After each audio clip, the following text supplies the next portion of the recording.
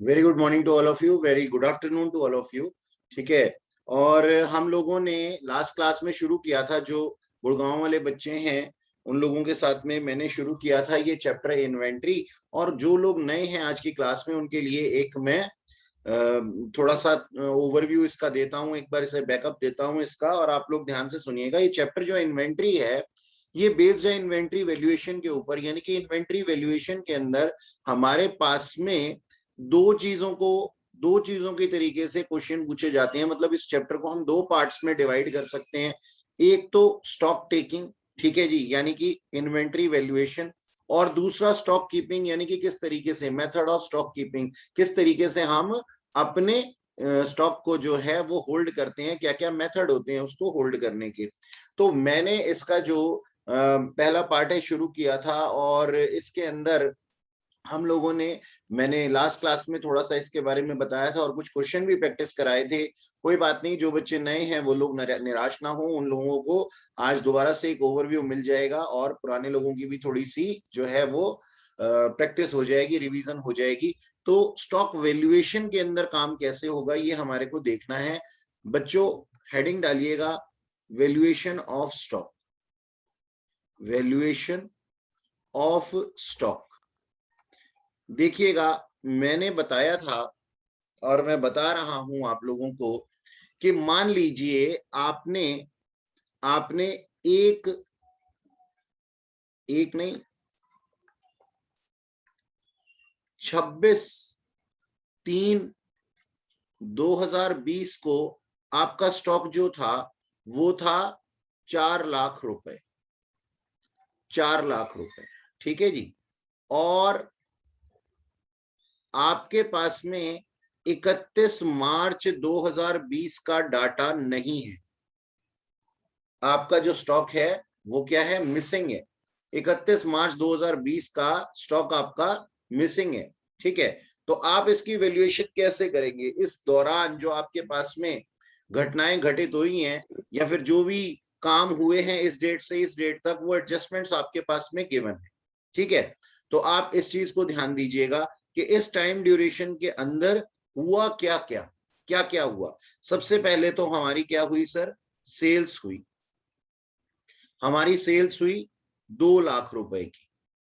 मान लीजिए हमने परचेज किया इस टाइम ड्यूरेशन के अंदर 1,50,000 रुपए का, ठीक है जी। और हमारी सेल्स रिटर्न हुई, सेल्स रिटर्न हुई, और परचेज रिटर्न हुई।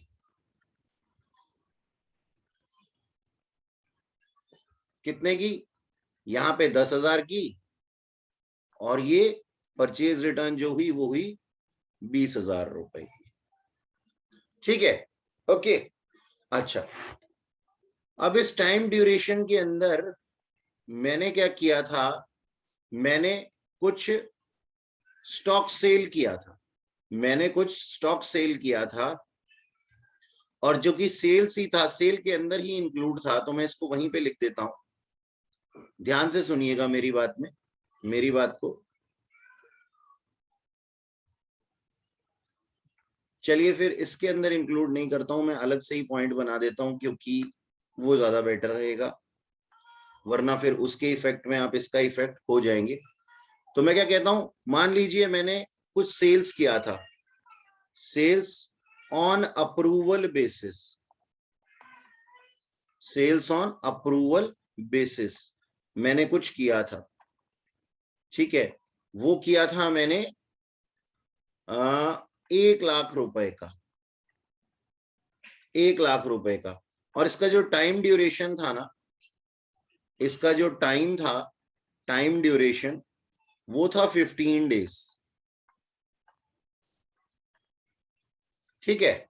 तो इसका क्या इफेक्ट पड़ेगा 31 मार्च की इन्वेंट्री के ऊपर? सर बहुत ही आसान है, सिंपल सी बात है। ये सेल्स का क्या होगा सर, सेल्स एट कॉस्ट। तो अगर मैं वैल्यूएशन करता हूं, ध्यान से देखिएगा, valuation of stock as on 31 March, 31 मार्च को, तो मैं क्या करूंगा, मैं पहले तो बेस ले लूंगा अपना। मेरा बेस कितना था, मेरा स्टॉक था 26 तारीख को, 26/3/2020 को, कितना, 4 लाख रुपए। अच्छा, अब मैंने कुछ सामान सेल किया है। सोचने वाली बात है, सेल करने से इन्वेंट्री बढ़ती है या घटती है? सर घटती है। तो मैं यहां से ना लेस कर दूंगा। क्या लेस कर दूंगा? Cost of goods sold, goods sold मैंने यहां से लेस कर दिया। इतने का सामान मैंने बेच दिया था, इतने का सामान मैंने बेच दिया था। अब मान लीजिए कि ये जो सामान मैंने बेचा था ना, ये 1/4 प्रॉफिट मार्जिन पे था, ये 1/4 प्रॉफिट मार्जिन पे था। ठीक है, तो भाई इसकी कॉस्ट ऑफ गुड्स सोल्ड कितनी हो गई, कॉस्ट कितनी हो गई? क्योंकि हमें ना वैल्यूएशन ऑफ स्टॉक करना है, तो ये एट कॉस्ट ही रहेगा हमेशा, ये एट कॉस्ट ही रहेगा हमेशा, क्योंकि स्टॉक जो होता है वो एट कॉस्ट ही वैल्यू किया जाता है। तो सोच करके देखो, जो हमारे पास में हमने सामान सेल कर दिया, जिसके ऊपर की प्रॉफिट मार्जिन भी हमने कमाई है 1/4, तो 3/4 क्या है, इसका कॉस्ट है, और 3/4 कितना हो जाता है सर, 1,50,000। तो इतने का सामान कम हो गया बिकने की वजह से। ओके सर, अब कुछ सामान मैं परचेज करके लेके आया हूं, इससे मेरे स्टॉक पे क्या फर्क पड़ा होगा? सर मेरा स्टॉक बढ़ गया होगा, तो मैंने यहां क्या कर दिया सर, ऐड कर दिया। मैंने क्या कर दिया, ऐड कर दिया। कितने का? मैंने परचेजेस को ऐड कर दिया। भाई परचेजेस करने से मेरा स्टॉक बढ़ गया, कितने का सर, 1,50,000 का। और ये तो परचेजेस तो होती ही एट कॉस्ट है। अगला लिखा हुआ है सेल्स रिटर्न। ये सामान मेरे पास में वापस आ गया। अब किसी ने मेरे को, कस्टमर ने सामान वापस कर दिया, ठीक है सर, कर सकता है, लेकिन वो उसने किस वैल्यू पे किया होगा, सेलिंग प्राइस पे ही किया होगा। तो इसके ऊपर भी 1/4 प्रॉफिट मार्जिन होगा या नहीं होगा? बिल्कुल होगा सर, 1/4 प्रॉफिट मार्जिन इसके ऊपर भी रहा होगा। तो अब मुझे तो सेल्स वापस आई है, और सेल्स वापस आने की वजह से मेरा स्टॉक इंक्रीज हो जाएगा। सेल वापस आ गई तो मेरा स्टॉक इंक्रीज हो जाएगा, लेकिन उसको मुझे एट कॉस्ट ही लिखना है। तो मैं ऐड कर देता हूं, क्योंकि मेरा स्टॉक बढ़ जाएगा ना, इसलिए मैं ऐड कर देता हूं। क्या? सेल्स रिटर्न, सेल्स रिटर्न, लेकिन वो एट कॉस्ट। तो 3/4 इसकी कॉस्ट हो गई, यानी कि 7,500 रुपीज, 7,500 रुपीज हमने ऐड कर दिया। अच्छा, अब परचेज रिटर्न, मैंने कोई सामान खरीदा था, उसको मैंने रिटर्न कर दिया। ठीक है सर, मैं कर सकता हूं, बिल्कुल कर सकता हूं ऐसा। तो इससे मेरा स्टॉक क्या हो जाएगा, कम हो जाएगा। तो मैं क्या कर दूंगा, परचेज रिटर्न, परचेज रिटर्न कितने का सर, 20,000 का। याद रखना, परचेजेस जो होती है वो एट कॉस्ट ही होती है। अच्छा, ठीक है सर। अब मैंने कोई सामान बेचा था, मैंने कोई सामान बेचा था, है ना, और मैंने बेच करके अप्रूवल बेसिस पे बेचा था। अप्रूवल बेसिस पे क्या होता है, हमने सेल्स ऑन अप्रूवल बेसिस में सीखा था, इसको ध्यान से सुनो। जब किसी व्यक्ति को, जब किसी व्यक्ति को मैं कोई सामान बेचता हूं, जब मैं किसी पर्सन को कोई सामान बेचता हूं, ध्यान से देखना मेरी इस बात को। आ जाओ जी, थोड़ा सा पीछे वाले चैप्टर के बारे में भी एक बार सोच लेते हैं। ये था मैं, और ये थे मिस्टर एक्स, ठीक है, और मैंने सामान बेचा। और मिस्टर एक्स को क्या बोला, मैंने कहा मिस्टर एक्स को, मैंने कहा आप 15 दिनों के अंदर या तो इसको वापस कर देना, और या तो भाई साहब आप क्या कर देना, इसको अपने पास एक्सेप्ट कर लोगे, और 15 दिन का टाइम पीरियड बीत जाएगा तो मैं क्या मान लूंगा, इसको सेल मान लूंगा। मैं आपकी हाँ का इंतजार या ना का इंतजार सिर्फ 15 दिन तक ही करूंगा। अब देखो, ये सामान बेचा कब गया था, मान लो 26/3 को ही बेचा गया था, और कितने का बेचा गया था, बेचा गया था करीब 1,00,000 रुपए का। ठीक है सर, 1,00,000 रुपए का सामान बेचा गया था। अब जाहिर सी बात है, हर सामान पे मैं 1/4 प्रॉफिट मार्जिन कमाता हूं, तो इसके ऊपर भी 1/4 प्रॉफिट मार्जिन कमाता ही होऊंगा। हाँ सर बिल्कुल, तो मैंने यहां लिख दिया 1/4 प्रॉफिट मार्जिन। इसका मतलब जो सामान मैंने इनको बेचा था, जो मैंने सेल की थी अप्रूवल बेसिस पे, सेल ऑन अप्रूवल बेसिस जो भी मैंने की थी, वो कितने की थी? देखने में तो 1 लाख रुपए की थी, सेल्स ऑन अप्रूवल बेसिस ये थी तो 1 लाख रुपए की। लेकिन सर ये मैं जानता था कि इसकी कॉस्ट कितनी थी? 3/4 थी, यानी कि 75,000 थी। अब देखो 31 मार्च आ चुकी है और मिस्टर एक्स का ना हाँ आया है ना आया है, तो हम इसको क्या मानते हैं? सेल्स ऑन अप्रूवल बेसिस में हमने इसको क्या माना था? हम इसकी सर रिवर्सल की एंट्री कर देते थे। क्या एंट्री कर देते थे? एक तो करते थे sales account debit, sales return नहीं, सेल्स अकाउंट डेबिट, यानी कि सेल्स का रिवर्सल कर देता था। टू मिस्टर एक्स का नाम आ जाएगा और अपना स्टॉक भी बढ़ा देता था। कितने से? और क्या लिखता था? इन्वेंट्री या फिर stock with customer, stock with customer account debit to trading account, ये एंट्री करता था मैं। फाइनल अकाउंट में भी सीखा और सेल्स ऑन रिटर्न बेसिस पे भी सीखा कि 31 मार्च को इस सामान का स्टेटस क्या है। ये स्टॉक विद कस्टमर है, तो यहां पे है क्या? ये किसके पास में है? कस्टमर के पास में है। लेकिन किसका सामान है? मेरा है, क्योंकि अभी तक इसको सेल नहीं मानूंगा। तो मुझे क्या करना पड़ जाता है सर? एक तो सेल्स की रिवर्सल एंट्री करनी पड़ जाती है और दूसरा अपने स्टॉक को बढ़ाना पड़ जाता है। तो सेल्स की रिवर्सल जो होगी वो कितने पे होगी सर? 1 लाख रुपए पे एट सेलिंग प्राइस एवर। और सर ये जो हमारे पास में हमारा स्टॉक बढ़ेगा, ये बढ़ेगा सर 75,000 रुपीज से, 75,000 रुपए से। तो अब देखो स्टॉक हमारा बढ़ जाएगा, स्टॉक हमारा बढ़ जाएगा अप्रूवल बेसिस का। तो क्या इसको मैं यहां पे ऐसा लिख सकता हूं? एड, हाँ सर बिल्कुल लिख सकते हो, sale on approval basis,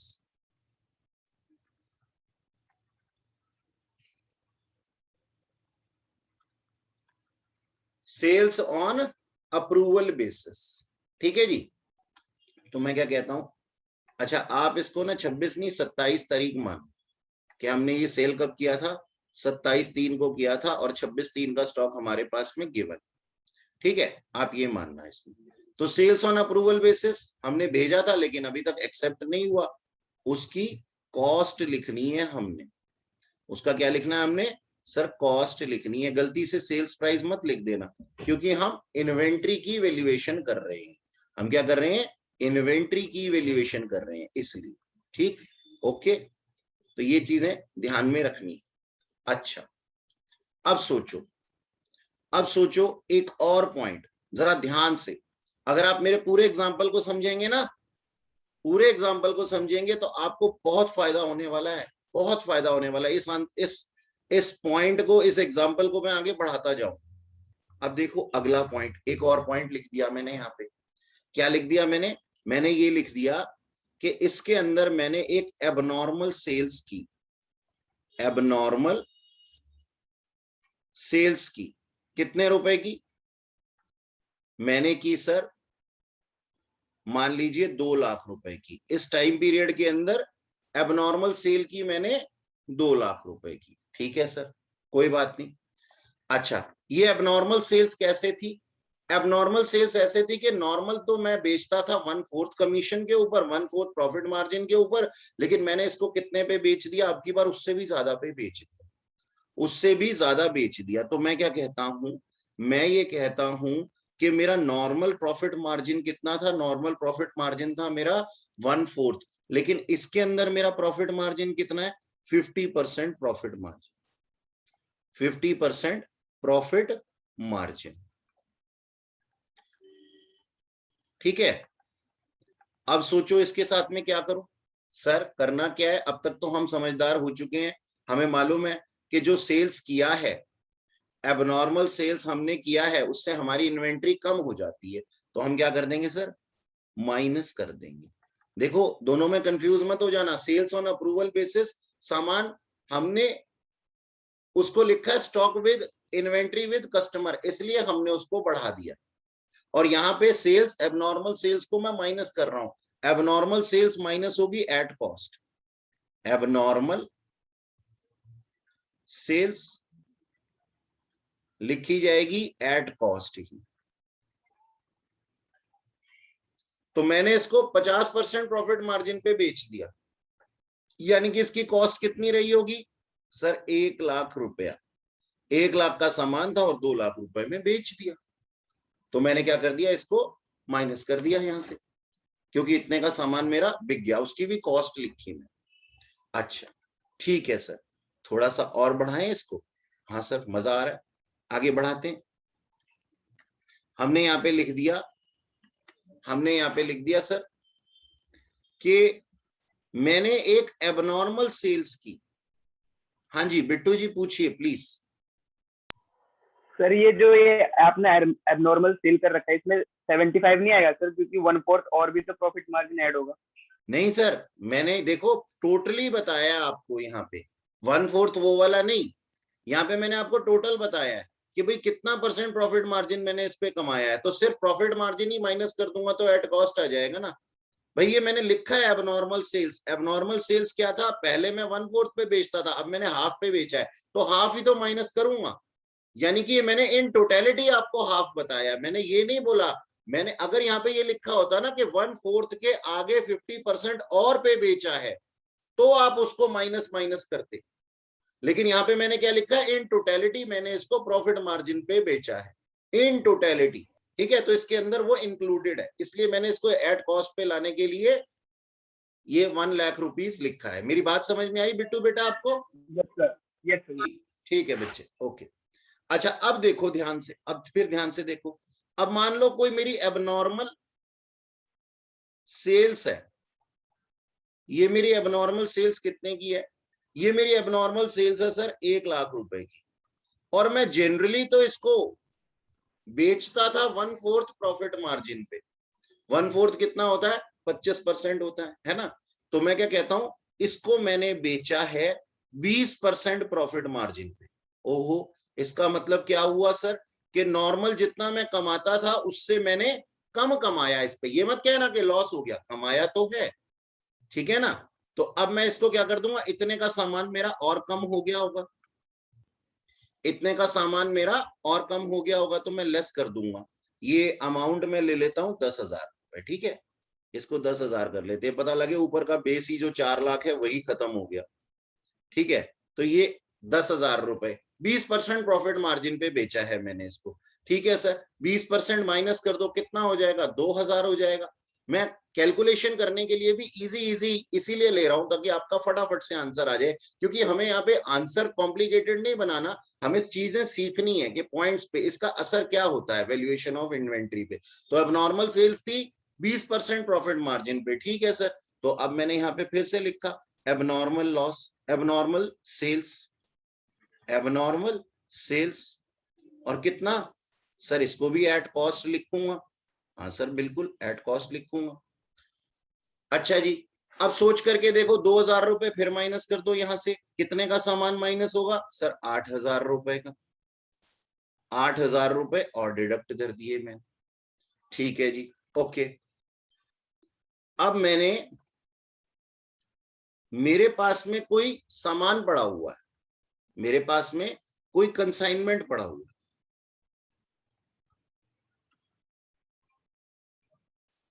consignment received,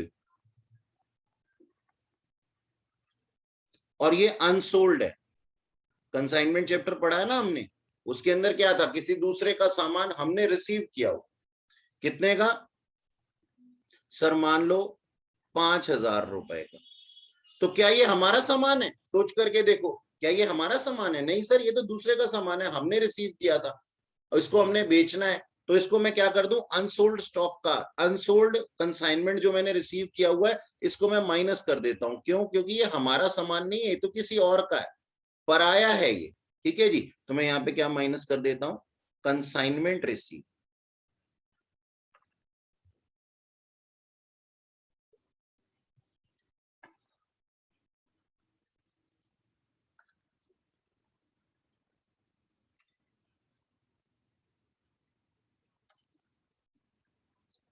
consignment receive कितना 5,000 माइनस कर दिया मैंने इसमें से। ठीक है जी। तो इस तरीके से हमारे पास में क्या आ जाता है, इस तरीके से हमारी ये वैल्यूएशन ऑफ स्टॉक आ जाती है। इसको थोड़ा सा मैं यहां से शिफ्ट कर देता हूं ताकि आप लोगों को दिक्कत ना हो।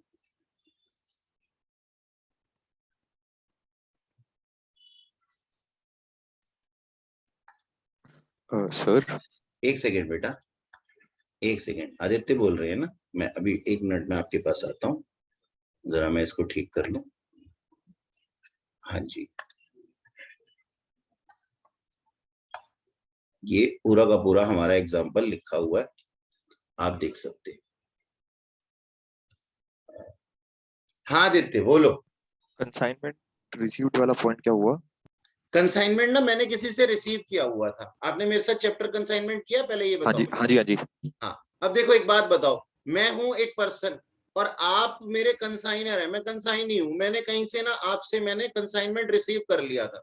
सोच करके देखो, तो क्या वो मेरा खुद का स्टॉक है? नहीं सर, वो मेरा खुद का स्टॉक नहीं, वो मेरे पास आया हुआ है बिकने के लिए।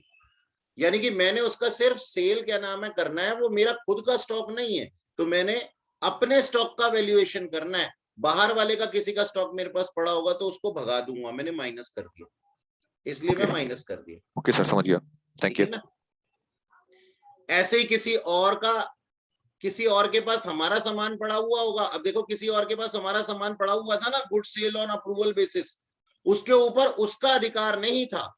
जब तक वो एक्सेप्ट नहीं कर देता उसका मालिकाना अधिकार नहीं आता। मालिकाना अधिकार किसका है? हमारा है। ओनरशिप राइट किसका है? हमारा है। तो हमने उसको क्या कर दिया था? अपने यहाँ पे ऐड कर दिया था। ठीक है, तो ये है हमारा पूरा का पूरा जो क्या नाम है स्टॉक की वैल्यूएशन। और देखो कितना आसान लगा होगा आपको ये समझने में। सब कुछ नॉर्मल ही चल रहा है, कुछ भी ऐसा नहीं है, कुछ भी मैंने ऐसा नहीं बोला इसके अंदर जो आपको अटपटा सा लगे। क्यों? क्योंकि सर जैसा मन कह रहा है वैसा ही हमने किया है यहाँ पे। फटाफट से इसको ना नोट कर लो आपको।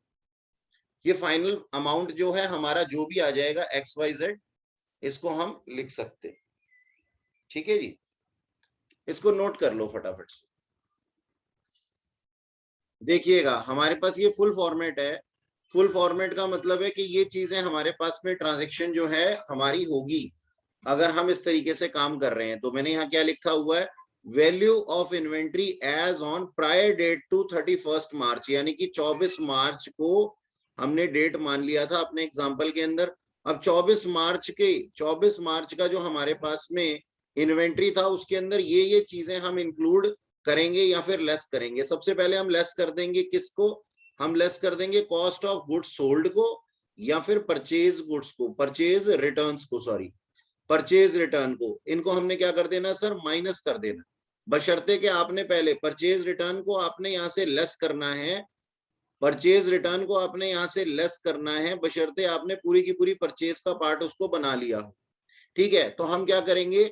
हमारे पास में हमने कुछ गुड्स सेल किया था और उसको हमने रिकॉर्ड नहीं किया था, तो हम उसको क्या कर देंगे? यहां से लेस कर देंगे। क्यों? क्योंकि इससे हमारा स्टॉक घट जाता है, नंबर 1। Number 2, purchase return. हमने कोई सामान परचेज किया था, हम उसको वापस करके आए तो सर अब हमारा सामान घट गया होगा, इसलिए हमने परचेज रिटर्न यहां से माइनस कर दिया। अब नेक्स्ट सी पॉइंट के अंदर क्या लिखा हुआ है? सी पॉइंट के अंदर लिखा हुआ है ऐड कर दो। क्या ऐड कर दो sir? Cost of unsold goods lying with other on our behalf, यानी कि किसी को हमने सामान भेज रखा था, उसने उसके बारे में उसका कुछ नहीं किया और उसके पास ही पड़ी हुई है, लेकिन मालिकाना अधिकार, ओनरशिप राइट किसका है? मेरा है उसके ऊपर। तो मैं उसको क्या कर दूंगा? ऐड कर दूंगा। ऐसी चीजें क्या क्या हो सकती हैं? ऐसी चीजें हो सकती हैं goods send on consignment basis, यानी कि मैं ना, कंसाइनमेंट क्या होता है आप लोगों को मालूम है? मैंने सामान भेजा, सामने वाले ने रिसीव कर लिया। ठीक है जी। अब सोचने वाली बात है, मेरे यहाँ पे तो फिजिकली दिखाई नहीं दे रहा स्टॉक, लेकिन उसके ऊपर ओनरशिप राइट किसका है? क्योंकि वो अभी तक अनसोल्ड है। सेल हो जाता तो बात खत्म हो जाती। ठीक है, तो मैं इसको क्या कर दूंगा? वापस से एड बैक कर दूंगा। अच्छा, ठीक इसी तरीके से ज्वाइंट वेंचर के अंदर भी होता है। ज्वाइंट वेंचर और कंसाइनमेंट के अंदर क्या होता है, कंसाइनमेंट के अंदर मैं कमीशन देता हूं, ज्वाइंट वेंचर के अंदर उसके साथ में मैं प्रॉफिट मार्जिन को इंक्लूड कर लेता हूं, जस्ट लाइक पार्टनरशिप। पार्टनरशिप से थोड़ा डिफरेंट होता है, लेकिन बहुत सी चीजें इसकी पार्टनरशिप की जैसी ही है। यानी कि मैंने यहाँ पे एक प्रोजेक्ट के लिए अपनी क्या रखी हुई है, एक पार्टनरशिप बनाई हुई है कि इस प्रोजेक्ट के लिए तुम्हारे साथ में पार्टनरशिप है, मैंने यहाँ से सामान आपको भेजा। अब सामान भेजा है लेकिन बिका नहीं है, तो सोचो मेरे यहाँ फिजिकली तो दिखाई नहीं दे रहा ना, तो वापस से मैं इसको ऐड बैक कर लूंगा। क्यों? क्योंकि ओनरशिप का राइट इसके ऊपर मेरा है। आप ओनरशिप के राइट को यहाँ पे देखेंगे। Good send on approval basis मैं आप लोगों को अभी अभी समझा चुका हूं। अगला है हमारे पास में good send on hire basis. इसका मतलब क्या होता है? हायर परचेज का मतलब क्या होता है? आप जाते हो टीवी के शोरूम में, टीवी के शोरूम में जाते हो, कहते हो सर मेरे को ना टीवी चाहिए। आजकल स्मार्ट टीवी आ रहे हैं, मान लो वो आपको कहता है कि सर आपका ये जो टीवी है ना ये 1,10,000 रुपए का है और आपके पास भी इतना कैश है नहीं, तो आप उसको इंस्टॉलमेंट्स पे परचेज करके लेकर के आ जाते हो। तो आपकी ओनरशिप कब बनती है? उसकी आपकी ओनरशिप बनती है जब आप लास्ट पेमेंट आप उसकी कर देते हैं। ठीक है जी, लास्ट पेमेंट आप उसकी कर देते हैं। इससे पहले उसकी ओनरशिप किसकी बनी रहती है? इससे पहले उसके लिए सारे इंस्टॉलमेंट के अंदर ओनरशिप बनी रहती है किसकी? अपने दुकानदार की। तो अगर आपने अभी तक, मैंने आपको सामान भेजा है, मैंने आपको सामान हायर परचेज पे भेजा है, मैंने कहा जी आप है ना टीवी रख लो, मेरा ये टीवी ले जाओ और धीरे धीरे पैसे देते रहना, लेकिन अभी तक आपने एक भी अमाउंट मेरे को नहीं दिया है और बीच में आ गई है 31 मार्च, तो मैं क्या मानूंगा कि ओनरशिप का राइट किसका है? मेरा है। तो मैं इसको वापस से अपने स्टॉक को, फिजिकली दिखाई नहीं दे रहा था लेकिन ऐड कर दिया मैंने इसे, क्योंकि ओनरशिप का राइट मेरे पास है, चाहे फिजिकली वो चीज आपके पास है। अगला है cost of goods send on to hire, sorry, cost of goods send to branch, on hire नहीं, ऑन इसको लिखना टू ब्रांच। अब ब्रांच को मैंने सामान भेजा है और अभी तक सामान बिका नहीं है, तो वो है तो ब्रांच के पास में, लेकिन ओनरशिप का राइट किसका है? हेड ऑफिस का है, मेरा है, तो मैं इसको इंक्लूड कर लूंगा अपने स्टॉक में। फटाफट से बताओ जी, इन सारे पॉइंट्स के अंदर, पांचों पॉइंट्स के अंदर सिर्फ एक ही चीज कॉमन है, आपको ओनरशिप का राइट देखना है, ओनरशिप का राइट देखना है और अनसोल्ड देखना है। अगर ओनरशिप आपकी है और अभी सामान अनसोल्ड है तो आप इसको क्या कर देंगे सर? ऐड कर देंगे। बात समझ में आ गई? शॉर्ट में सबके अंदर एक कॉमन पॉइंट यही है। हाँ सर, हमारे को समझ में आ गया। नेक्स्ट देखो क्या लिखा हुआ है, बहुत ही लड्डू सी बात, ऐड कर देंगे। किसको ऐड कर देंगे? कॉस्ट ऑफ सेल्स रिटर्न और परचेज मेड बिटवीन इतना। अब सेल्स रिटर्न होने से क्या होता है? हमारे पास में सामान वापस आ गया, हमारी इन्वेंट्री बढ़ गई, तो मैंने ऐड कर दिया। और परचेज मेड यानी कि परचेजेस मैंने किया था, परचेज किया था, तो सोचो मेरी इन्वेंट्री बढ़ गई होगी, इसलिए मैंने इसको ऐड कर दिया। ठीक है, ये मैंने अभी थोड़ी देर पहले समझाया था। अब ई पार्ट लेस कर देंगे। क्या लेस कर देंगे? Cost of goods lying with us on behalf of others. इसका मतलब क्या हुआ?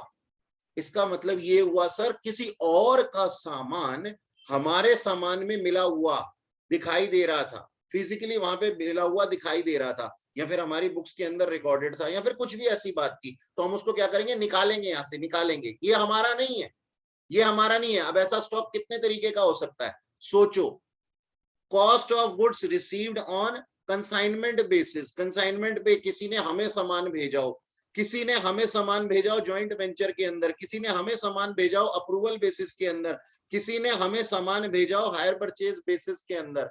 सोचने वाली बात है, क्या इसके ऊपर मालिकाना अधिकार हमारा है? नहीं, हमारा नहीं है। तो हम क्या कर देंगे? ओनरशिप राइट हमारी नहीं है, तो इसको भगाओ यहां से, यानी कि लेस कर दो। और यहाँ पे जो cost of goods sold, goods received लिखा हुआ है, जो कॉस्ट वर्ड लिखा हुआ है ना, ये कॉस्ट वर्ड को और अच्छे से एलेबोरेट करने के लिए अभी मैं आप लोगों के साथ में क्वेश्चन के अंदर चलूंगा, तो आपको समझ में आएगा। पहले ये पूरा का पूरा फॉर्मेट मैंने आप लोगों के सामने कर दिया है, मेरे ख्याल में आप लोगों ने इसको नोट कर लिया होगा। एडलेस में किसी को कोई दिक्कत है तो बता दो जल्दी से। और ये सारे के सारे एडलेस के पॉइंट्स उल्टे हो जाएंगे। सुन रहे हो मेरी बात? क्या मेरी आवाज सुनाई दे रही है? क्या आपसे बात करने का ये सही समय है? क्या मैं आपके 2 मिनट ले सकता हूं? जी सर, ऐसे ही बोलते हैं ना आप लोगों को जब कॉल सेंटर से कोई कॉल आती है। तो देखो मेरी बात सुनो, ये सारे के सारे साइन उल्टे हो जाएंगे। अगर मेरे पास में स्टॉक जो है वो 31 मार्च के बाद का है, देखो यहाँ पे तो क्या लिखा हुआ था? यहाँ लिखा हुआ था प्रायर डेट, और अगर आफ्टर डेट हो तो सोच करके देखो। ये सारे पॉइंट्स आप लोगों ने नोट कर लिए? अभी देखो, एक जादू दिखाता हूं तुम्हें, बिल्कुल उल्टा हो जाएगा यहाँ पे। सोचो, मेरे पास में 31 मार्च का स्टॉक नहीं है, कब का है?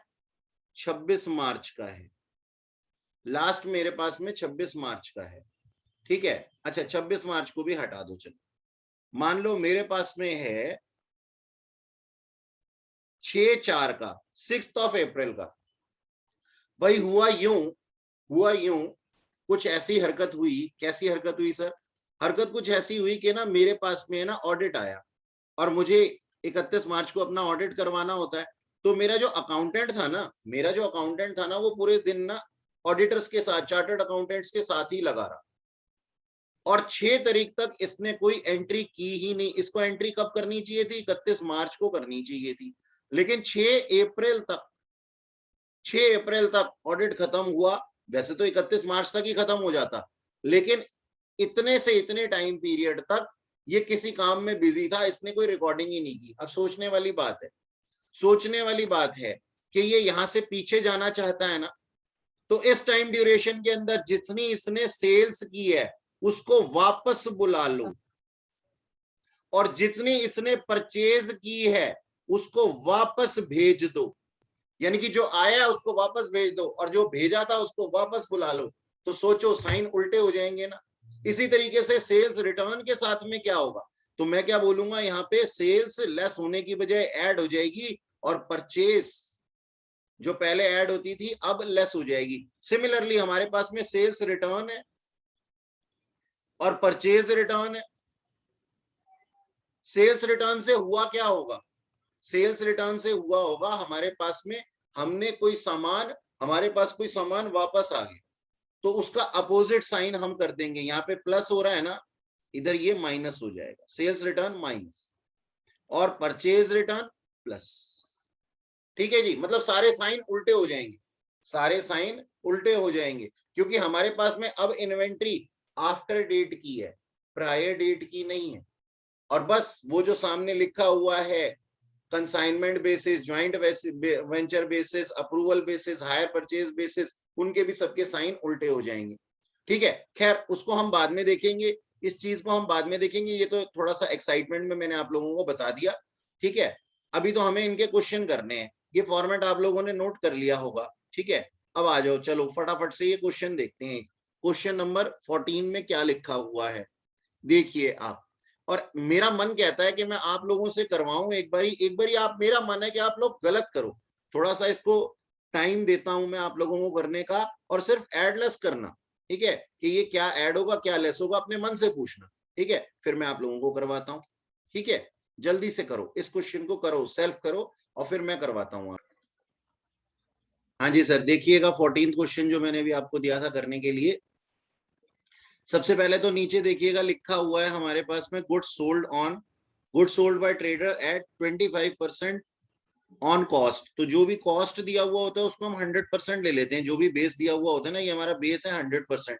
25% कॉस्ट के ऊपर, यानी कि सेलिंग प्राइस हो गया 125। ठीक है सर, अब पहला पॉइंट देखते हैं। लिखा हुआ है stock was physically verified on 24 March was valued at 4 lakh रुपए। ठीक है, तो मैं इसको यहां पे लिख देता हूं आंसर में, स्टॉक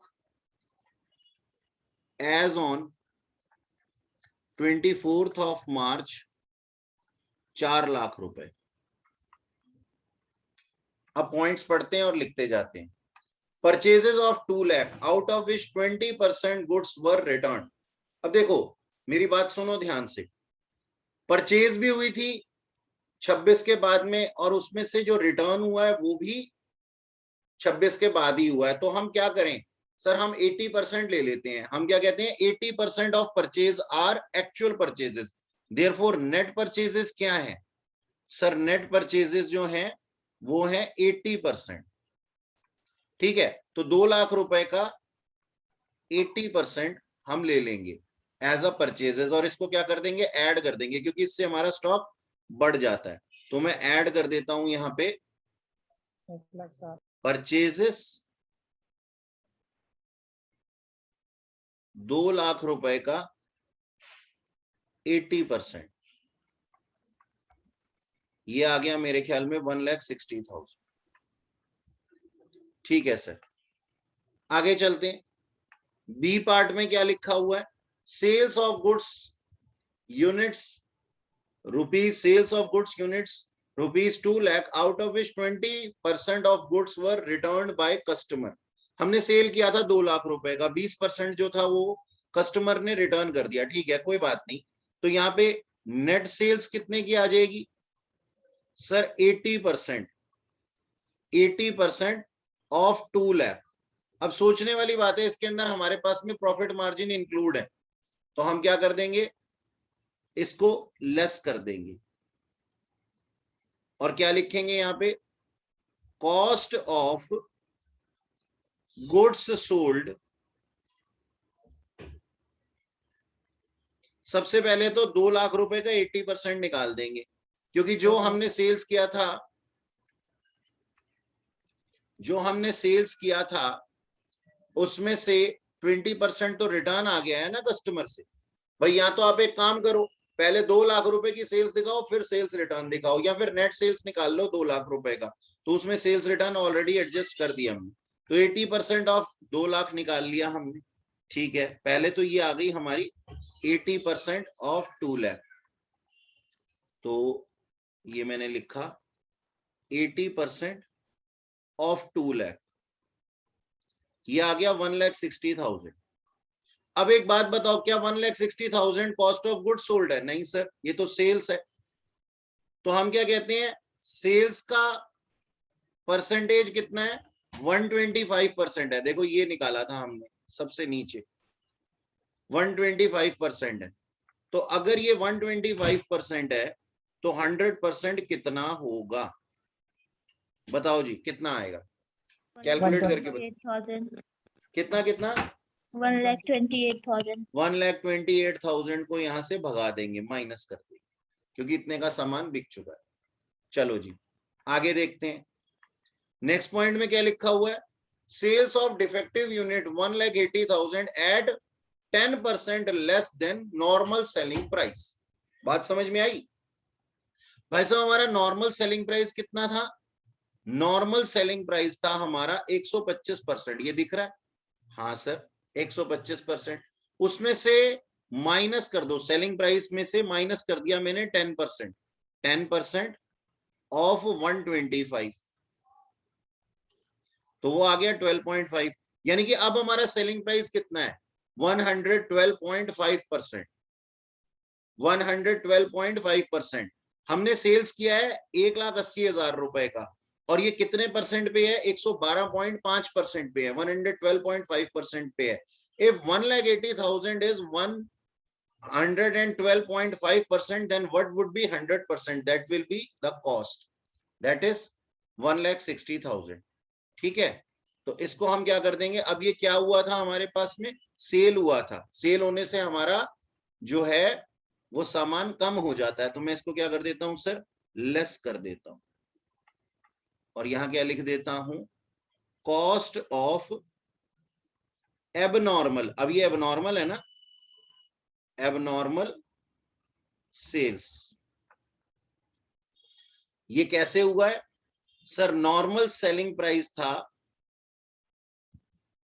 नॉर्मल सेलिंग प्राइस था मान लीजिए 125%, ठीक है जी।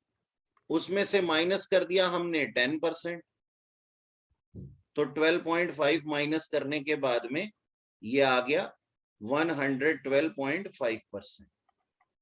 इतने पे ये बिका है, ठीक है सर। अब 1,80,000 का था,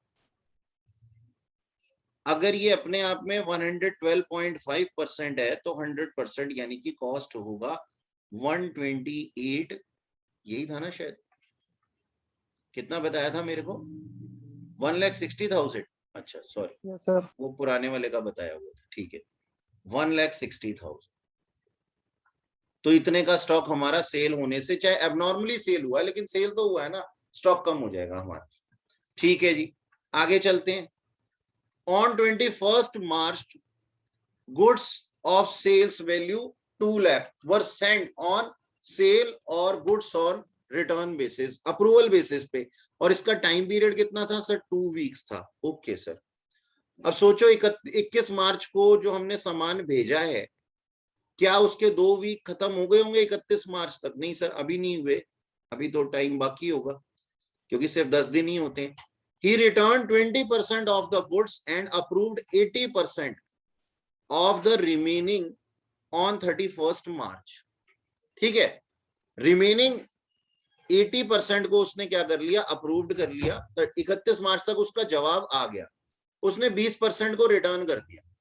ठीक है sir.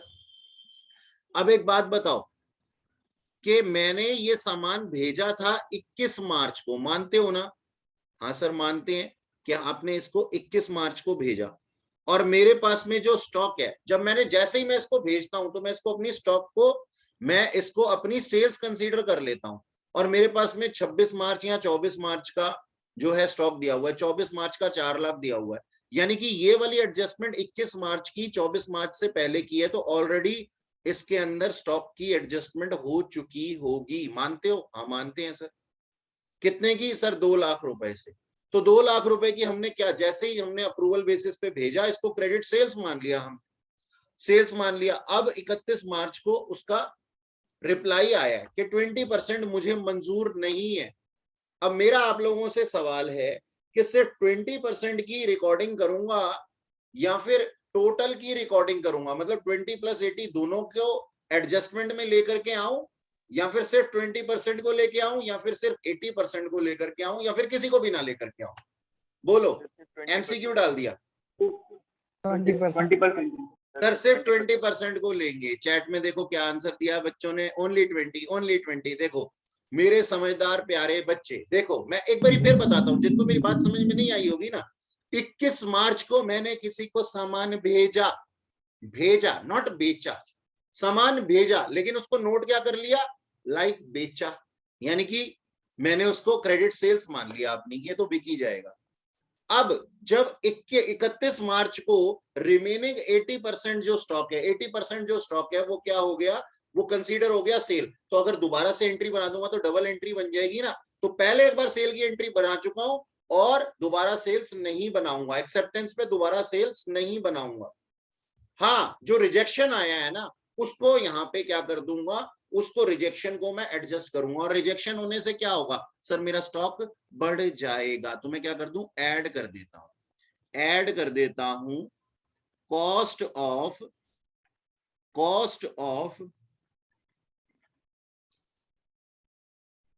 Goods sold on approval basis. ठीक है, यहां पे लिख देता हूं रिजेक्टेड। अब रिजेक्टेड होने से, अब देखो, अब इसका कैसे करूंगा मैं? कितने का स्टॉक जो था वो रिजेक्ट होकर के आया था मेरे पास में? 2 लाख रुपए का 20%। हाँ, तो पहले तो निकाल लेते हैं 2 लाख रुपए का 20%। 20% ऑफ 2 लाख यानी कि 40,000 रुपए, है ना, यदि मैं सही हूं तो। अब इसमें से माइनस कर दो सर प्रॉफिट मार्जिन। तो हम कहते हैं अगर 40,000 रुपए अपने आप में 125% हैं, तो बताइए 100% कितना होगा? भाई तो कॉस्ट है ना, 25,000। कितना? 32,000। 32,000 ना? हाँ जी। ठीक है, 32,000 ऐड कर दिया। आगे चलते हैं जी, आगे क्या लिखा हुआ है? ई पॉइंट के अंदर ऑन 23 मार्च। इसका जो 20% है वो भी तो होगा। किसका 20%? 80% अप्रूव किया है, मतलब दूसरा 20% तो रह गया ना रिमेनिंग गुड्स का। He returned 20% of the goods and 80%। अच्छा 80%, एक मिनट। हाँ, मैंने शायद इसको ठीक से नहीं पढ़ा था, एक बार फिर से पढ़ते हैं। यहाँ पे लिखा हुआ है, इसका डायग्राम बना देते हैं। ठीक है, ध्यान से देखते हैं। मुझे ऐसा लगा कि 80% जो है वो एक्सेप्ट कर लिया और 20% रिटर्न कर दिया। एक बार फिर से पढ़ते हैं। On 21 March goods of sales of value 2 lakh rupees send on sales और रिटर्न बेसिस। ठीक है जी, 2 वीक्स का था।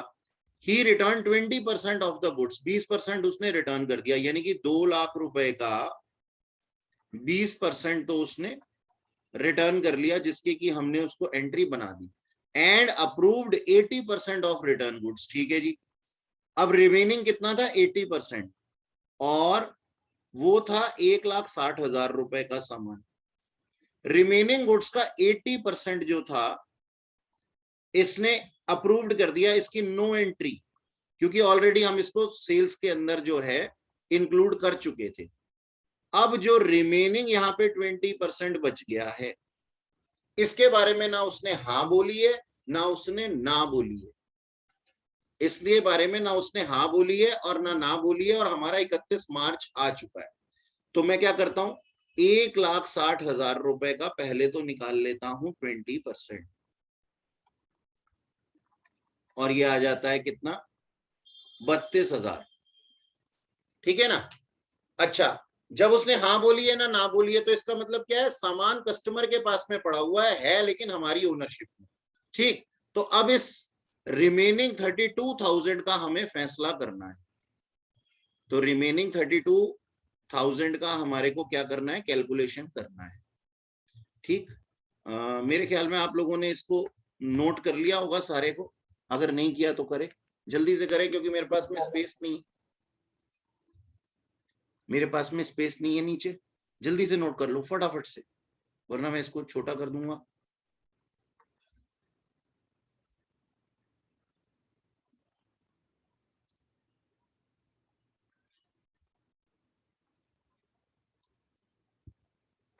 ठीक, एक सेकेंड, इसको भी करता हूं।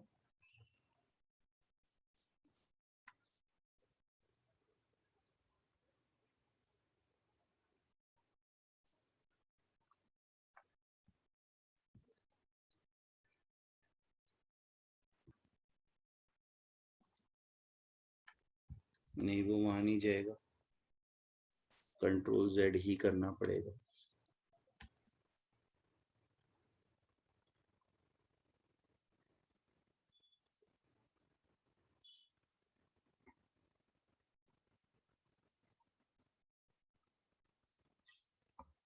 नोट कर लो बच्चों जल्दी से, अगर नहीं किया है तो मुझे स्पेस चाहिए।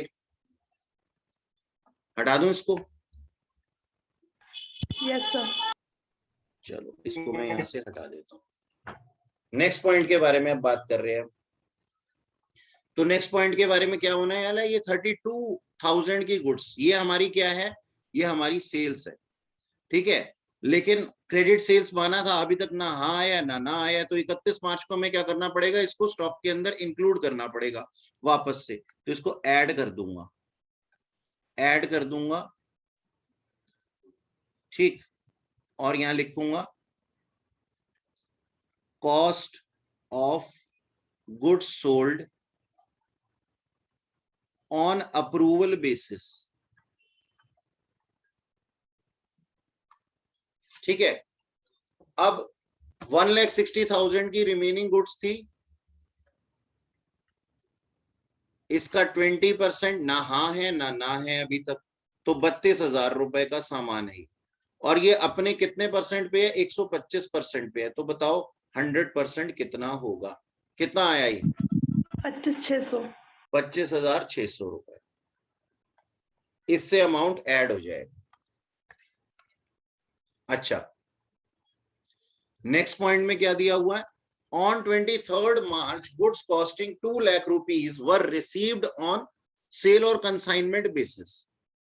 गुड्स रिसीव किया था हमने 2 लाख रुपए का, ठीक है ना, कंसाइनमेंट बेसिस पे। 80% of these goods were sold on 31 मार्च। एक बात बताओ, पहले कंसाइनमेंट की बात कर लेते हैं। कंसाइनमेंट के अंदर हम कॉस्ट लें या फिर इसका सेलिंग प्राइस लें या क्या लें? देखो मैं बताऊं पहले तुम्हारे को, एक बात समझ लो मेरी अच्छे से। जब कोई मेरे को सामान भेजता है ना, तो कॉस्ट उसको पता होती है, एक्चुअल कॉस्ट कितनी है हमें नहीं पता होती। तो हमने उससे रिसीव किया है सामान, कितने का सामान रिसीव किया है? 2 लाख रुपए का। ठीक है सर, 23 मार्च को हमने इसको 2 लाख रुपए रिसीव किया होगा, उसमें से हमने क्या कर दिया सर? हमने 80% सेल कर दिया, तो अनसोल्ड कितना रह गया हमारे पास में? सिर्फ और सिर्फ 20% अनसोल्ड रह गया। तो क्या ये सामान हमारा है? नहीं सर, ये सामान तो पराई संपत्ति है, ये हमारा नहीं है, तो इसको यहां से भगा देंगे। ठीक है, तो 2 लाख रुपए का यहां पे लिखते हैं goods received on consignment basis. Sir एक पॉइंट रह गया ना? मैं चेक कर लेता हूं बेटा, ई पॉइंट कोई बात नहीं, कोई बात नहीं, कोई फर्क नहीं पड़ता उससे, आगे पीछे होने से। तो 2 लाख रुपए का 20% कितना हो जाता है? 40,000 रुपए। इसको भगा देंगे यहां से क्योंकि ये हमारा सामान नहीं। ई पार्ट रह गया है, हाँ ई पार्ट के ऊपर टिक लगा दिया था मैंने, मुझे लगा हो गया, चलो कोई बात नहीं, शुक्रिया याद दिलाने के लिए। ई पार्ट कर रहे हैं अब हम। On 23 March goods of the sale value 2 lakh were sent on consignment basis. 80% of these goods were unsold. अब सोचो, मैंने भेजा था किसी के पास में सामान और वहां पे उसके पास में 20% तो बिक गया, 80% जो है वो अनसोल्ड है। अब 80% के ऊपर ओनरशिप का राइट किसका है? मेरा है। तो ठीक है, 80% से अपने स्टॉक को बढ़ा दूंगा क्योंकि अभी ये बिका नहीं है ना? तो मैं यहाँ पे क्या कर दूंगा सर? ऐड कर दूंगा। और क्या? कॉस्ट ऑफ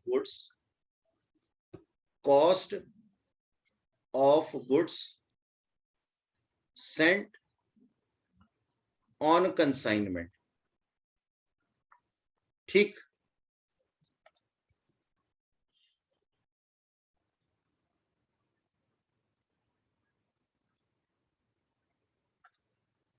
अच्छा जी, हमारे पास में हमने 2 लाख रुपए का सामान भेजा था शायद, है ना?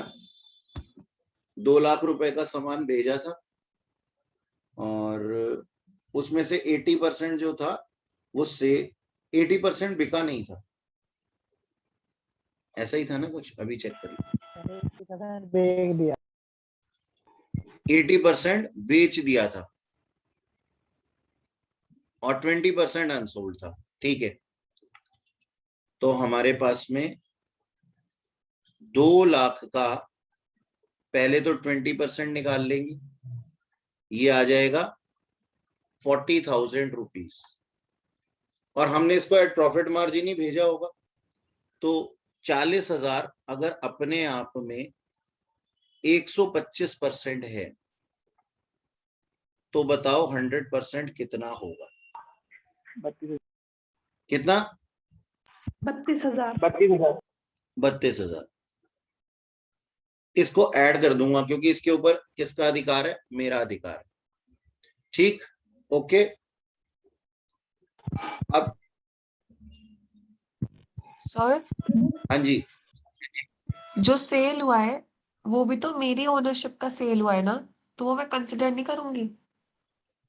क्या जो सेल हुआ है? क्या जो स्टॉक कंसाइनमेंट पे सेल हो गया वो भी तो मेरा ही स्टॉक सेल हुआ है ना, तो वो भी हाँ तो मैं हाँ सेल कंसिडर करूंगी ना? हाँ, बिल्कुल करेंगे।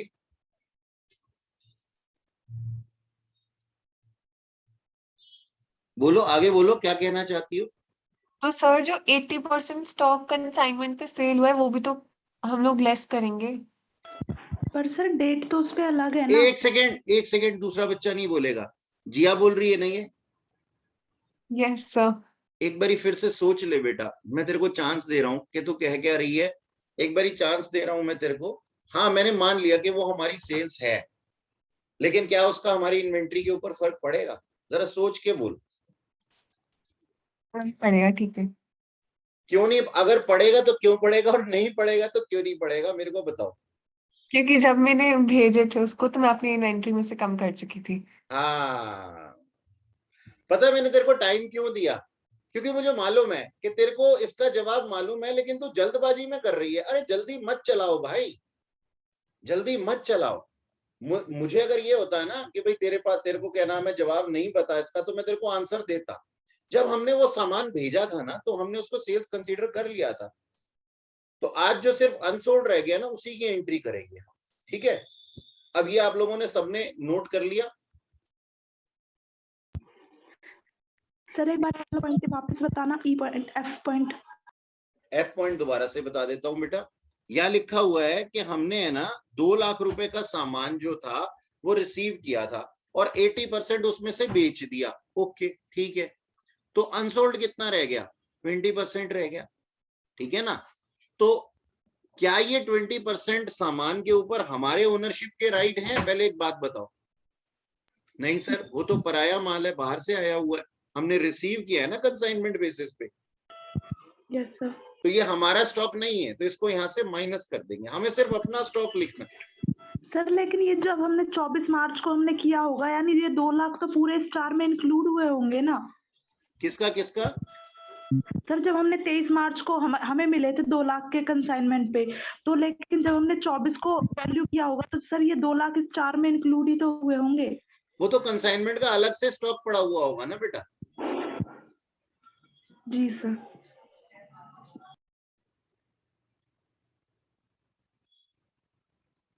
हो गया ये? Yes sir. आगे देखो, अभी जो मैंने आप लोगों को बोला था ना थोड़ी देर पहले कि सारे साइन उल्टे हो जाएंगे, ये देखो, ऐड वाला रेस और लेस वाला ऐड, जो ऊपर मैंने आप लोगों के लिए फॉर्मेट बनाया था उसी का रिवर्सल है ये। क्यों? क्योंकि हमारी जो डेट है ना, वो डेट क्या है? बाद की है। डेट जो है वो बाद की है, ये देख सकते हो आप इसको पूरे को। इसको यहां से मैं कैमरा को ऑफ कर देता हूं तो आपको ये सब कुछ ऑफ हो गया। एक सेकेंड ठहरिएगा। हाँ जी, ये पूरा प्रॉपर फॉर्मेट है। अगर हमारे को स्टॉक दिया हुआ हो, अगर हमारे को स्टॉक दिया हुआ हो कब का? बाद का, तो हमें ये सारी चीजों के ये साइन लगाने हैं। देखिएगा, ये ऐड लिखा है, ये ऐड लिखा है, ये लेस लिखा है, ये लेस लिखा है, ठीक है जी। ये सारा मतलब सारे साइन उल्टे हो जाएंगे अगर बाद वाली डेट दी हुई है। क्यों? क्योंकि जो सेल्स हुआ था उसको हमें वापस बुलाना है। देखो सीधी सी बात है ना कि कोई अगर यहां से यहां पहुंचना चाहता है, इधर पहुंचना चाहता है, तो सोचो उसको अपने सीधे पैर चलना पड़ेगा, और वहीं से अगर वो उल्टे पैर चल पड़े तो वापस यहीं तो पहुंच जाएगा। तो सारे साइन उल्टे हो जाएंगे। आप इसको नोट कर लीजिए, मैं चाहूंगा उसके अंदर ही मत करना, जो आपने पहले लिखा हुआ उसके अंदर कलाकारी मत करना, इसको नोट कर लो। ये रहा जी नेक्स्ट क्वेश्चन, 18th क्वेश्चन है। इसके अंदर देखिएगा क्या लिखा हुआ है। Determine the value of stock to be taken to the balance sheet as on 31st March from the following information. The stock was physically verified on 7th of April, 7 अप्रैल को, ठीक है जी। कितने का था? 4 लाख रुपए का। After 31st March, the following transaction has took place during that time period. यानी कि हमारे पास में हमें पहुंचना है 31 मार्च पे, हमें स्टॉक दिया हुआ है 7/4 का। इस टाइम ड्यूरेशन के अंदर जो भी घटनाएं घटित हुई हैं वो हमारे को बताई गई हैं, ठीक है। तो हमें क्या करना पड़ेगा सर? 31 मार्च पे जाना है 7 अप्रैल से, ठीक है। तो अब हम क्या करेंगे? सबसे पहले तो बेस बना लेंगे इसका। क्या? पहले ऊपर ना हेडिंग लिखेंगे, computation of inventory as on 31st March, और फिर यहां लिखेंगे बेस को वैल्यू ऑफ इन्वेंट्री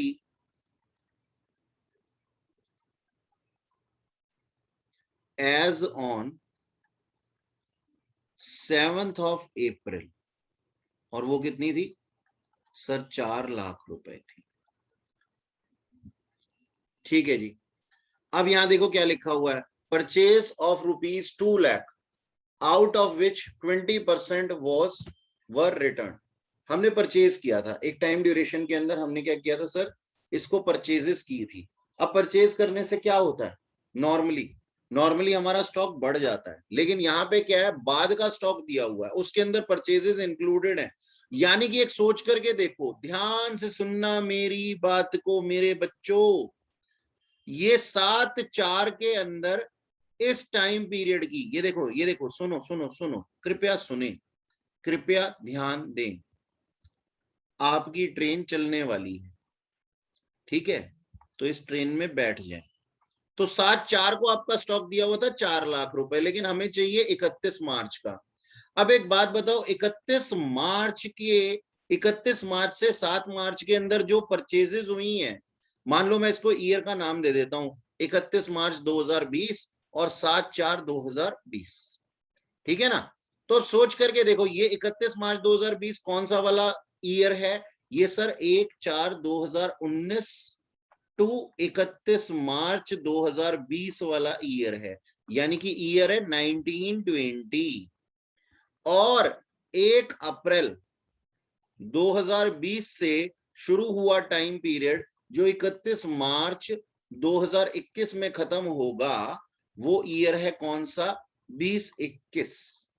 अब सोच करके देखो, ये जो परचेज इस टाइम पीरियड में की गई है, ये 2021 की है या 19-20 की है, बोलो बोलो बोलो। 19-20 सर क्या, 19-20 दुष्ट, जरा ध्यान से देख, ये इस टाइम पीरियड में की गई है, यानी कि मान ले ये 3 अप्रैल को की गई थी। अब बता मुझे, ये 3 अप्रैल को की गई परचेज 19-20 की है या 20-21 की है? ठीक है सर, 20-21 की है, सॉरी। हाँ ठीक है सर, 20-21 की है। तो क्या 20-21 की परचेज से हमारे 19-20 के स्टॉक को एडजस्ट होना चाहिए, यानी कि क्या वो आना चाहिए, नहीं आना चाहिए। तो हम क्या करेंगे सर, उसको वहां से भगा देंगे, माइनस कर देंगे, यानी कि ये इंक्लूडेड है, इसको यहां से भगा दो, माइनस कर दो, क्योंकि हमें पहले वाले में जाना है, ठीक है। ये लॉजिक है इसके पीछे। अब इसको सारे को मैं हटा रहा हूं यहां से, सॉरी सर, डेट गलत पढ़ ली थी। हाँ, डेट का ही तो खेल है बाबू, डेट का ही तो खेल है सारा, डेट को ध्यान दो बिल्कुल, वरना क्वेश्चन गलत हो सकता है, ठीक। अच्छा जी, तो मैंने क्या लिखा, value of inventory as on 7th of April, इसके अंदर से हम क्या कर देंगे, परचेजेस को माइनस कर देंगे। अच्छा अब सुनो, जरा सुनो, क्या लिखा हुआ है, purchase 2 lakh, out of which goods 20% goods were return. तो मेरी नेट परचेजेस कितनी है सर, मेरी नेट परचेजेस हैं 1,60,000 की, है ना, कि 20% तो रिटर्न कर दिया ले करके, तो 1,60,000 से ही फर्क पड़ा होगा। तो मैं यहाँ पे क्या लिख दूं सर, मैं यहाँ पे लेस लिख दूंगा, लेस, मैं यहाँ लिख दूंगा लेस, और इधर क्या लिखूंगा, purchases during 31st March two 7th of April, minus कर दिया, कितने का, 1,60,000 रुपए का सामान, ठीक है, नेट परचेजेस थी ये। ओके सर, आगे चलते हैं। Sale of goods units 2 lakh, out of which 20% of goods were returned by the customer. मैंने सेल किया 2 लाख से, ठीक है जी। अब क्या करूंगा सर, इसको वापस से एड बैक करूंगा, क्यों, क्योंकि ये अगले साल की सेल्स के अंदर है, इसका इस साल से कोई लेना देना नहीं। तो सेल्स क्या हो जाएगी, सेल्स से वैसे तो हमारा सामान माइनस होता था, लेकिन अब प्लस हो जाएगा, वापस बुलाएंगे, जो सेल किया है इस टाइम ड्यूरेशन के अंदर उसको वापस बुलाएंगे, ताकि हम पिछली डेट पे जा सकें। साइन उल्टे हो जाएंगे, मैंने भी समझाया था ना। तो सेल्स के अंदर तो कॉस्ट ऑफ गुड्स सोल्ड को करते हैं, सबसे पहले तो हमें निकालनी है नेट सेल्स। तो नेट सेल्स कितनी है सर, मेरी नेट सेल्स जो है वो है 1,60,000 रुपए। ओके सर, अब 1,60,000 के अंदर प्रॉफिट मार्जिन भी इंक्लूड है, जो कि क्वेश्चन में नीचे दिया हुआ होगा, 25% ऑन कॉस्ट है। लो जी, मौज आ गई, पिछले वाले क्वेश्चन की तरह ही है, 25% ऑन कॉस्ट, यानी कि मेरी कॉस्ट जो हो गई वो 100% हो गई और प्रॉफिट जो हो गया वो 25% हो गया और मेरी सेलिंग प्राइस कितनी हो गई सर? 125%। ओके, चलो, तो इसका मतलब ये जो हमारा 1,60,000 रुपए है जिसको कि हमें कॉस्ट ऑफ गुड्स सोल्ड निकाल करके ऐड करना है, तो ऐड कर दूंगा क्या? कॉस्ट ऑफ गुड्स सोल्ड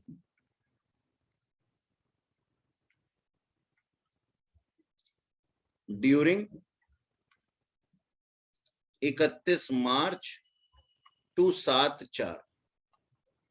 ये अमाउंट कितना था सर? पहले तो नेट था 2 लाख में से 1,60,000 तो हमने क्वेश्चन के अंदर ही लिख दिया और इसके अंदर प्रॉफिट मार्जिन इंक्लूड है, यानी कि ये अपने 125% पे है। अगर ये 125% पे है तो बताओ 100% कितना होगा? बता दो जल्दी से। 1,28,000 रुपए, 1,28,000।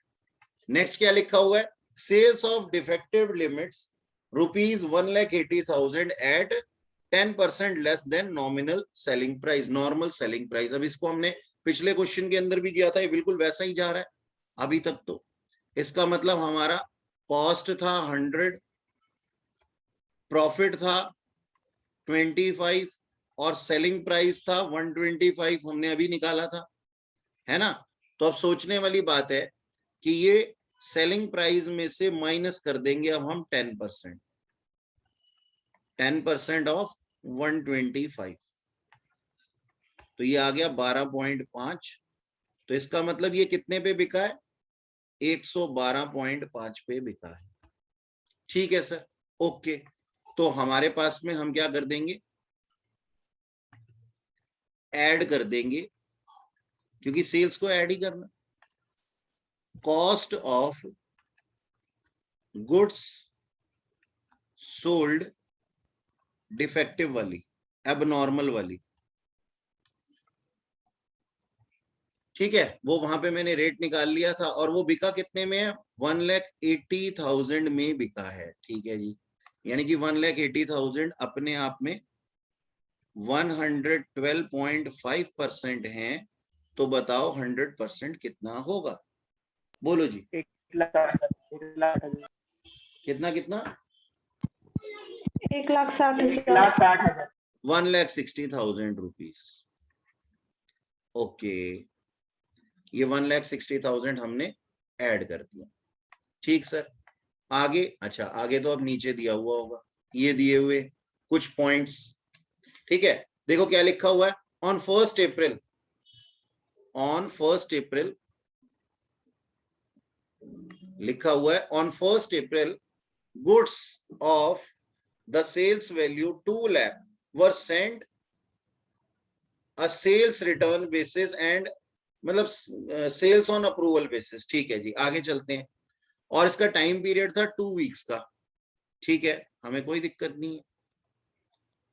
ठीक है, 1 अप्रैल को किया गया। अच्छा, he return 20% of the goods and approved 80% of the remaining on 6th April. बताओ जी, बताओ। एक काम करो, ये डी पॉइंट आप करो, ठीक है? अभी थोड़ी देर में इसको डिस्क्लोज करूंगा, डिस्कस कर लेते हैं। हमने सिर्फ ये यहाँ पे ये बोला हुआ है, सिर्फ ये बोला हुआ है कि 2 लाख रुपए का सामान हमने अप्रूवल बेसिस पे 1 अप्रैल को भेजा था। ठीक है, और इसका रिटर्न आ गया है 20% of the goods and approved 80% of the remaining goods, यानी कि 2 लाख रुपए में से पहले तो आप कर लो 20%, जो कि आ जाता है 40,000। 40,000 का 40,000 तो रिटर्न आ गया है, और जो 80% बचा है यानी कि 1,60,000 है, इसमें से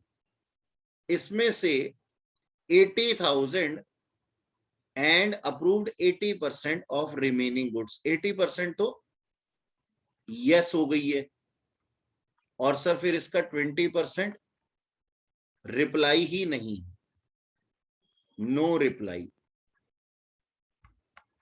अभी रिप्लाई नहीं है और अभी टाइम पीरियड भी लैप्स नहीं हुआ। अब इसका क्या करना है ये तुम देखो, 2 मिनट। अच्छा, सोच करके करना। ई पार्ट याद रखना, ये स्टॉक जो है ये कौन सा क्वेश्चन है, 6 अप्रैल वाला, यानी कि प्रायर वाला नहीं है, आफ्टर वाला। ई part, on 2nd April, goods of the sales value 2 lakh were sent on consignment basis. 80% of goods sold by 6th of April. यानी कि 20% जो हैं वो अनसोल्ड हैं। ठीक है जी, 20% अनसोल्ड थी, ये बताया गया। अच्छा, एफ पार्ट में क्या लिखा है, on 3rd April goods costing 2 lakh were received for sales on consignment basis. Receive किया था हमने 3 अप्रैल को कंसाइनमेंट बेसिस पे। 80% of the goods has been sold by 6th of April, यानी कि 20% जो थी वो अनसोल्ड थी।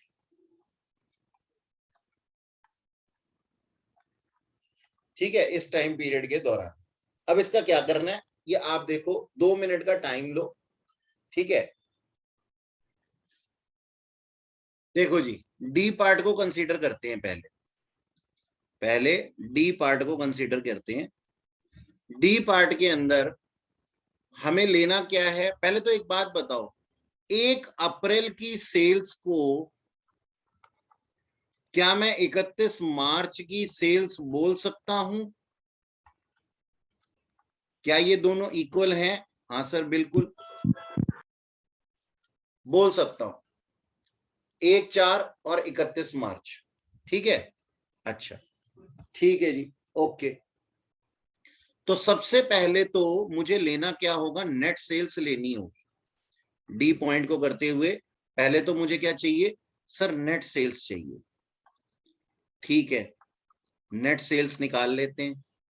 सर 2 लाख रुपए का सामान था, उसमें से 40,000 रुपए का तो रिटर्न आ गया, तो नेट सेल्स है 1,60,000। अब 1,60,000 में से यस वाले को ही मैं सेल्स मानूंगा जो कि 80% है। तो 1,60,000 का मैंने निकाल लिया 80%। ये कितना आ गया जल्दी बताना? 1,28,000। 1,28,000 28,000 1,28,000 रुपीज। 1,28,000 रुपीज। पक्का? Yes sir.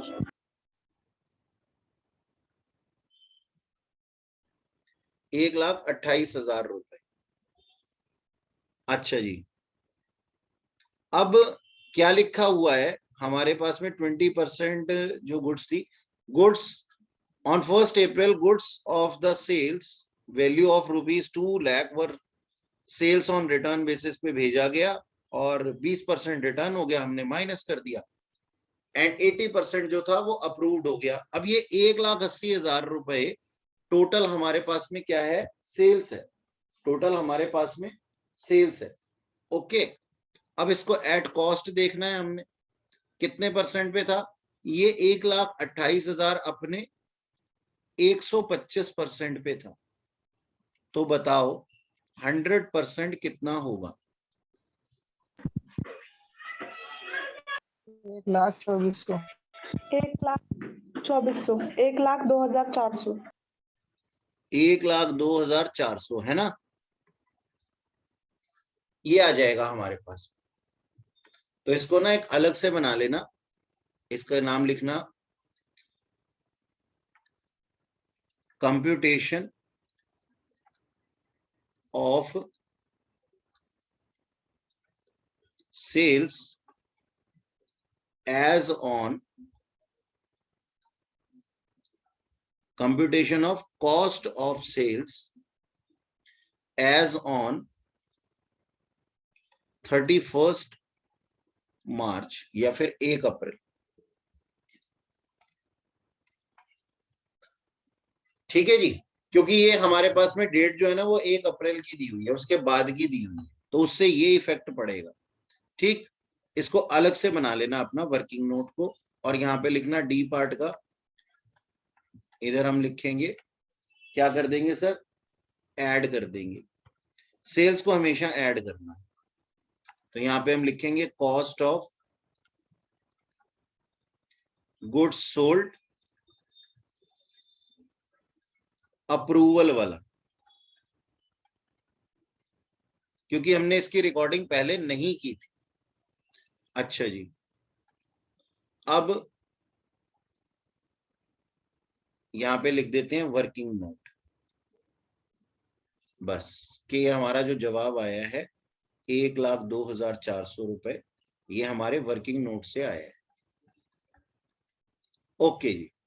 E part, on 2nd April goods of the sales value of 2 lakh were unsold were sent on consignment basis। ठीक है, 80% जो था वो 6 अप्रैल तक बिक गया था, तो 6 अप्रैल तक अनसोल्ड कितना रह गया था, 6 अप्रैल तक अनसोल्ड रह गया था हमारे पास 20%।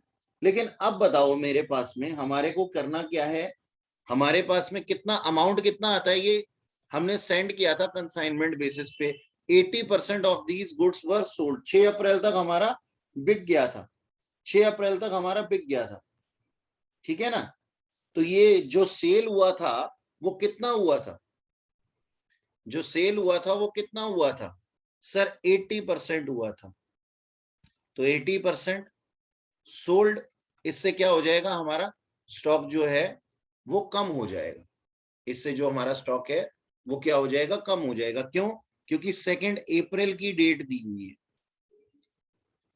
ठीक है ना। नॉर्मली तो हमारा स्टॉक जो है वो कम हो जाएगा, लेकिन वो कौन से साल का होगा, नेक्स्ट ईयर का होगा।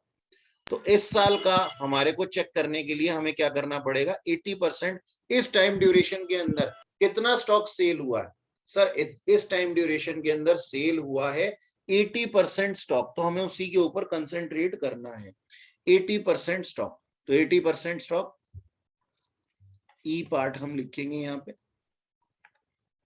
इसको वापस से। का जो 20% रिमेनिंग रह गया उसका कुछ नहीं होगा बेटा देखो ना, मेरी बात समझो, आप पहले मेरी बात समझो, मुझे है ना 31 मार्च से ये हमारे पास में 6/4 की वैल्यू दी हुई थी। अब एक बात बताओ, अगर आप इसको रिमेनिंग अनसोल्ड स्टॉक मानोगे तो अनसोल्ड स्टॉक ये कौन से ईयर का है, मेरे को पहले ये जवाब दो। ये है 20 और ये भी है 20। हाँ, मैं आपकी बात मान लेता हूं कि ये अनसोल्ड स्टॉक है। ये अनसोल्ड स्टॉक कौन से ईयर का है, जल्दी से बता दो। 2021। और हमारे को पता करना है इस टाइम ड्यूरेशन के अंदर कितनी सेल्स हुई है, क्योंकि हमें इस डेट का दिया हुआ है ना, हमारा जो स्टॉक दिया हुआ है वो इस डेट का हमें दिया हुआ है। तो हमें क्या करना है, हमें सिर्फ सेल के ऊपर कंसंट्रेट करना है, अनसोल्ड स्टॉक पे नहीं करना। अनसोल्ड स्टॉक पे हम कब कंसंट्रेट करते थे, जब हमें प्रायर डेट दी हुई होती थी। अभी तो हमें सेल या परचेज निकालनी है, क्योंकि वही इस टाइम ड्यूरेशन को हिट करके गई है। ये जो अनसोल्ड स्टॉक वाला पॉइंट है, ये तो कब जाकर के हिट करेगा, 31 मार्च 2021 में, है ना। तो हमें अनसोल्ड के ऊपर कंसंट्रेट नहीं करना, सोल्ड के ऊपर कंसंट्रेट करना है, ठीक है। अच्छा, तो चलो अब कर देते हैं इसको।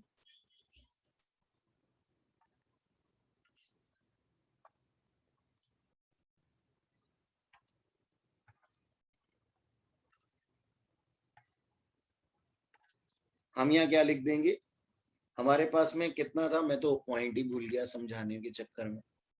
हाँ, 2 लाख रुपए का सामान था, 80% सेल हो गया, ठीक है सर। ये कॉस्ट ऑफ गुड्स सोल्ड, कौन सा, कंसाइनमेंट वाला था ये, हाँ कंसाइनमेंट था।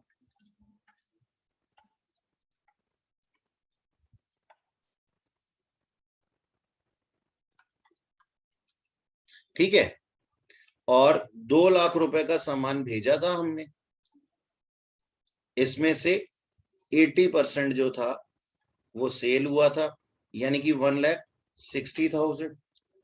लेकिन ये 1,60,000 अपने आप में कितना परसेंट है सर, ये 125% है। तो बताओ फिर 100% कितना होगा, जल्दी से बता दो। 1,28,000। ठीक है जी। नेक्स्ट पॉइंट में क्या लिखा हुआ है? ई हो गया।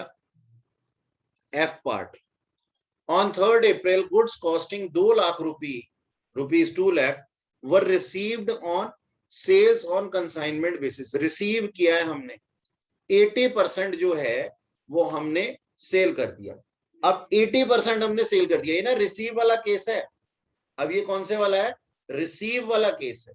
ठीक है, हमने रिसीव किया 3 अप्रैल को। ठीक है जी, क्या इसको परचेजेस के अंदर डाल दूं? नहीं सर, ये तो हमने रिसीव किया था और हमने बेच भी दिया 80% तक, यानी कि आया भी था 31 मार्च के बाद और चला भी गया है 31 मार्च के बाद। तो हमें किसके ऊपर कंसंट्रेट करना पड़ेगा? 20% अनसोल्ड के ऊपर कंसंट्रेट करना पड़ेगा। 20% अनसोल्ड के ऊपर कंसंट्रेट करना पड़ेगा। 3rd April को आया था और 6 तारीख तक बिक भी गया ना, हमारा था और चला गया, तो हम उसकी रिकॉर्डिंग क्यों करें? हम तो उसकी रिकॉर्डिंग करेंगे जो हमारे स्टॉक में मिला हुआ है अभी तक, और वो केवल 20% अनसोल्ड स्टॉक ही है। ठीक है, तो हम क्या कर देंगे, इसको यहां से भगा देंगे क्योंकि ये हमारा नहीं है, लेस। ठीक है जी। गुड्स रिसीव्ड ऑन कंसाइनमेंट,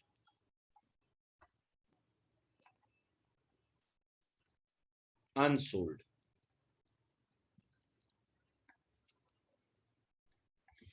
हमने रिसीव किया था टोटल 2 लाख रुपए का सामान और यही हमारी कॉस्ट थी, क्योंकि एक्चुअल कॉस्ट तो कंसाइनर को पता होता है, हम तो कंसाइन ही है यहाँ पे। ठीक है, और उसमें से 20% जो है अनसोल्ड बचा हुआ है, 40,000 रुपए का सामान।